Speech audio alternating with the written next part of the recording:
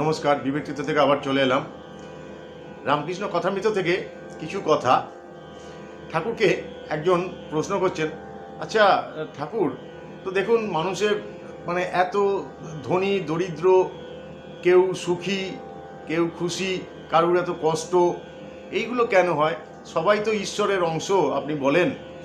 তো ঠাকুর উপমা দিচ্ছেন, কি সুন্দর উপমা, যে দেখো শুধু মানুষ কেন, তুমি অন্য জীবজন্তুদের দেখো, তারা এই যেমন কুকুর, বেড়াল, কাক যারা আছে, যারা মানুষের উচ্ছিষ্ট খেয়েই সারা জীবন বেঁচে থাকে। কুকুরকে কোনো মানুষ যদি না দেয়, তার যদি উচ্ছিষ্ট যদি ডাস্টবিনে না ফেলে, তাহলে সে কিন্তু খেতে পাবে না। বেড়ালরাও তাই, তোমার ঘরের কাঁটা এঁটো ওই খেয়ে বড় হচ্ছে, তাদের মনে তো আক্ষেপ নেই।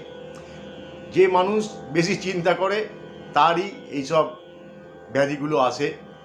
মানুষের তো লোভ বেশি, যেমন বড় লোকের লোভ বেশি, গরিবের দুঃখ বেশি। কিন্তু এই কুকুর, বেড়াল, পশু পাখিকে তুমি দেখো, তাদের ওই চিন্তাধারাটা নেই। মানুষ বেশি চিন্তা করে বলে মানুষের এইরকম দুর্দশা। ওরা চিন্তা করে না, সুতরাং ওদের জীবন এইভাবেই চলছে, ওরা খুশি।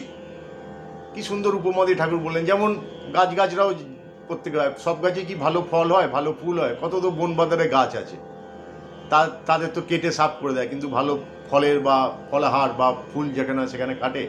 তো কিন্তু তার মধ্যে ইচ্ছা থাকতে হবে। তোমার যে ইচ্ছাটা, ঈশ্বর তো আছে, কিন্তু তোমার যে চাহিদা, তোমার যে কর্ম তো করতে হবে, কর্ম ছাড়া তো কিছু হবে না। সেই অনুযায়ী ঠাকুর বলতে গিয়ে খুব একটা ভালো উপমা দিলেন, যে একটি লোক তার গরুকে নিয়ে এসে একটি মাঠের মধ্যে খুঁটি পুঁতে দড়ি দিয়ে বেঁধে দিলেন, খানিকটা ব্যাসার্ধের মধ্যে। সে টুকটুক টুকটুক করে খাচ্ছে।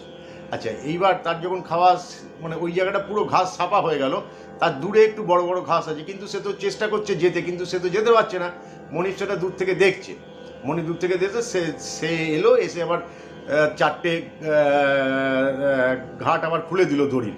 সুতরাং সে আবার খানিকটা আবার দূরে গেল। তেমনি ঈশ্বর দেখছেন যে তোমার চেষ্টা আছে কিনা। চেষ্টা হলে ঈশ্বরই তোমাকে আবার খানিকটা এগিয়ে দেবেন, তোমাকে সুযোগ করে দেবেন। এটা একটা সুন্দর উদাহরণ। তবে মানুষের মধ্যে একটা জিনিস আছে, ঈশ্বরকে ঘুষ দিলে বোধহয় খুব কাজ আমার তাড়াতাড়ি হয়ে যায়। তো আমার একজন জানাশোনা, আমার জানাশোনা কেন, প্রত্যেকেরই জানাশোনা এরকম আছে, ঈশ্বরকে আমার এটা করিয়ে দাও ছেলে, তারপরে আমি তোমাকে এটা দেবো। দেখ, ছেলের হয়েই গেল, হয়তো এমনি হতো, চেষ্টা থাকলে তো হবেই। তারপরে ঈশ্বরকে ঘুষ দিল। তো ঈশ্বর খুব রেগে গেলেন, বললেন বেটা তুই আমাকে ঘুষ দিচ্ছিস কাজটা হয়ে যাওয়ার পরে। তো সেই লোকটাকে ঈশ্বর টপ করে উঠিয়ে নিল, যে চল তোর আর এইখানে দরকার নেই। তো এইরকম ব্যাপার।